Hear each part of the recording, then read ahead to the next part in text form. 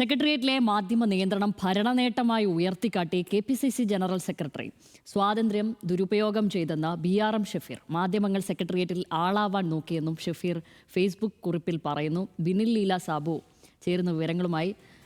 ബിനിൽ, മലക്കമർജിൽ എന്നൊക്കെ പറയുന്നത് ഇങ്ങനെയാണ്. അതിപ്പോൾ ആളാവാൻ ആദ്യം നോക്കിയിരിക്കുന്നത് ഇവർ തന്നെയാണെന്ന് പറയേണ്ടി വരും. കാരണം ഇത്തരത്തിൽ യാതൊരുവിധ നിയന്ത്രണങ്ങളും ഇവിടെ ഇല്ല ഈ സർക്കാരിൻ്റെ കാലത്ത് എന്ന് പറഞ്ഞവർ വീണ്ടും അത് നിയന്ത്രിച്ചുകൊണ്ട് മറ്റേ കാര്യമാണ് ആളാവൽ എന്നൊക്കെ പറയുകയാണെങ്കിൽ എന്തു പറയാനാണ് ഇവരോടൊക്കെ? എന്താണ് ഈ കുറിപ്പിന്റെ ഉള്ളടക്കം, വിശദാംശങ്ങൾ?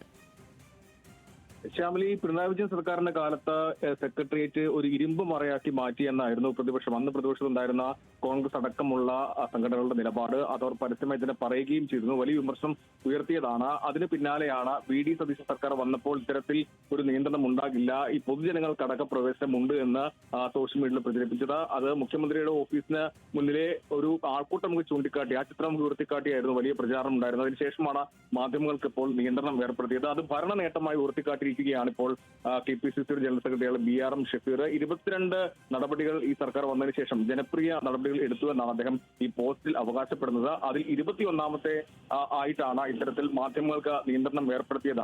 നിയന്ത്രണത്തോടുള്ള പ്രവേശനമാണ് മാധ്യമങ്ങൾക്ക് ഉള്ളത്. അങ്ങനെ നിയന്ത്രണം ഏർപ്പെടുത്താൻ കാരണം ഈ സ്വാതന്ത്ര്യം ദുരുപയോഗം ചെയ്തു, ആളാവാൻ ശ്രമിച്ചു എന്നുള്ളതാണ് അദ്ദേഹം പറയുന്ന ഒരു കാര്യം. എന്തായാലും വലിയ വിമർശനം നേരിട്ടതാണ് കഴിഞ്ഞ സർക്കാരിന്റെ. അതിലേക്ക് തന്നെയാണ് ഈ സർക്കാരും പോകുന്നതെന്ന് മനസ്സിലാക്കാൻ കഴിയുന്നത്. വലിയ നിയന്ത്രണം ഇപ്പോൾ മാധ്യമങ്ങൾക്ക് അവിടെ ഏർപ്പെടുത്തിയിട്ടുണ്ട്. മുഖ്യമന്ത്രി ഇന്നലെ വാർത്താ സമ്മേളനത്തിൽ പറഞ്ഞത് അങ്ങനെ ഒരു നിയന്ത്രണം ഉണ്ടെങ്കിൽ അത് പരിശോധിക്കുമെന്നാണ് പറഞ്ഞത്. എന്തായാലും അതിന് പിന്നാലെയാണ് KPCC ജനറൽ സെക്രട്ടറിയുടെ ന്യായീകരണം ഇപ്പോൾ പുറത്തു വന്നിരിക്കുന്നത്. ശരി ബിനിലെ.